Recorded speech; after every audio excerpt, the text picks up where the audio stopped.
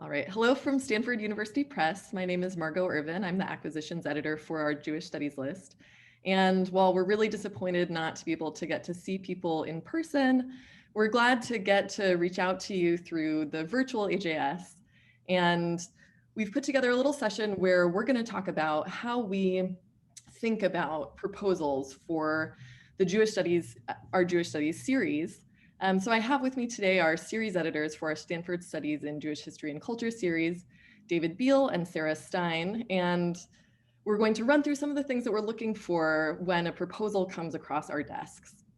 I'll start out with a couple of things that I'm looking for on the publisher's side of things. And the first thing that I'm really going to look at in your proposal is, do you have a clear sense of who the audience is who you're trying to reach?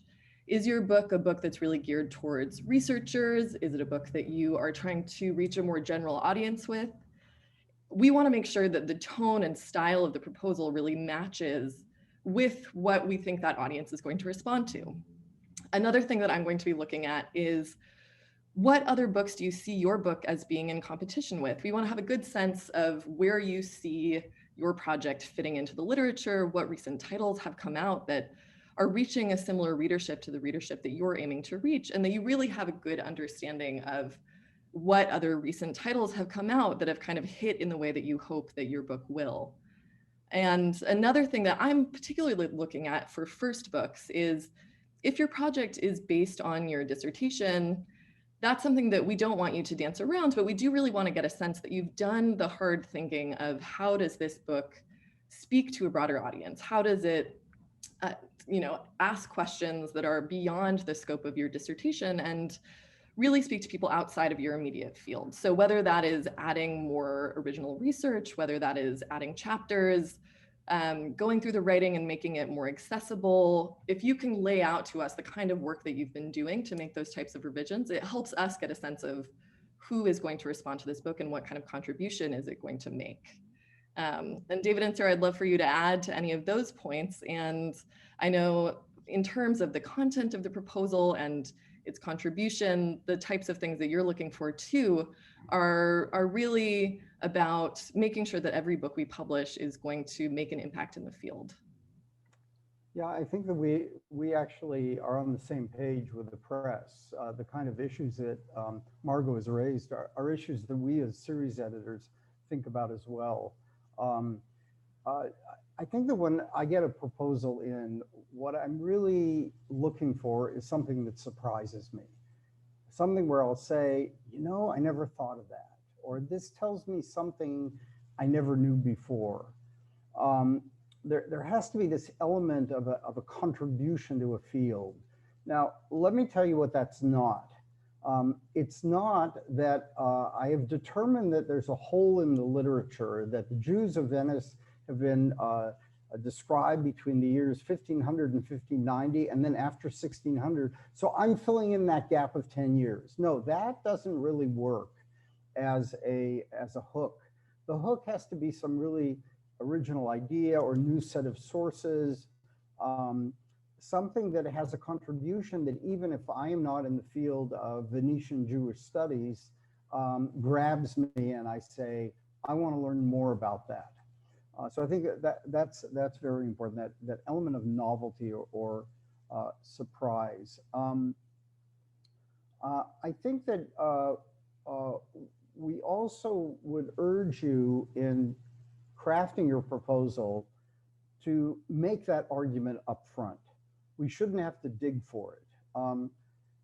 This is well known that editors, even the two of us as series editors, and Margo even more so as editor in the press, have a lot of manuscripts that come across our desks. And we want to be grabbed by the first paragraph. Not that we won't read the rest, but the first paragraph has to start making the case very, very strongly. So it's really important to work on that first paragraph and to pack it with the main idea, the main contribution of the work. Thanks, and I'll take the mantle from David and add a few more thoughts. In addition to what Margo and David have said, all of which I entirely agree with, I wish to add that we care deeply about writing.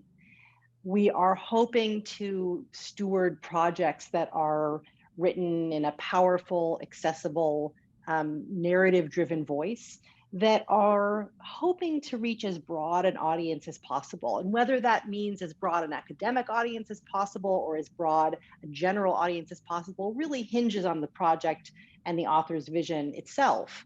But the writing does matter so much to us.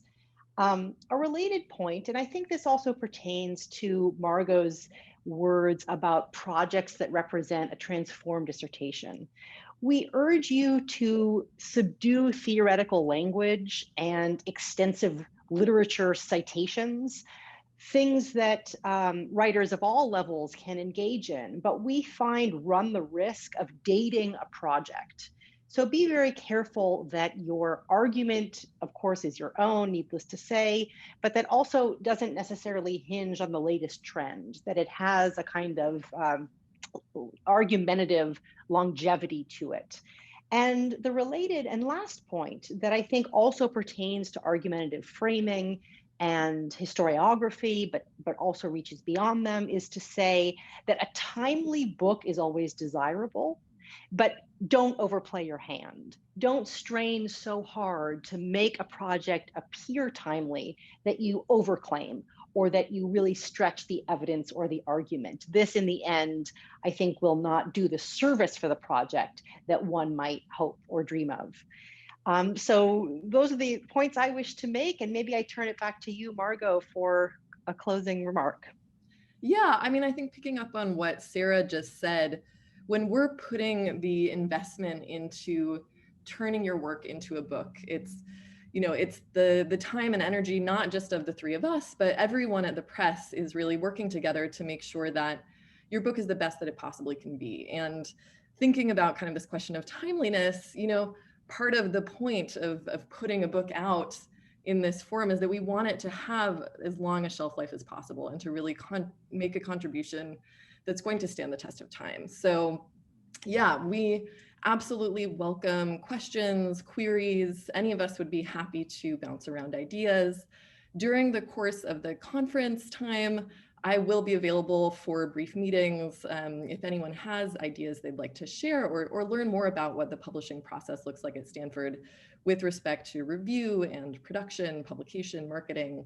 I'm always very happy to answer questions, and we're really proud of the books that we put out in this series. So I also just want to take this opportunity to celebrate all of the authors with new books this year. We are so delighted to have them on our list.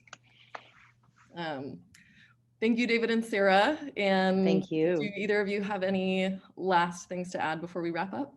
I would just say one thing about the way we work at Stanford, and it's not necessarily the way all academic presses work. When we get an email inquiry about a book, we turn it around very fast. We send it to the other two of us, and we react very quickly as to whether this is a book that we want to move further with.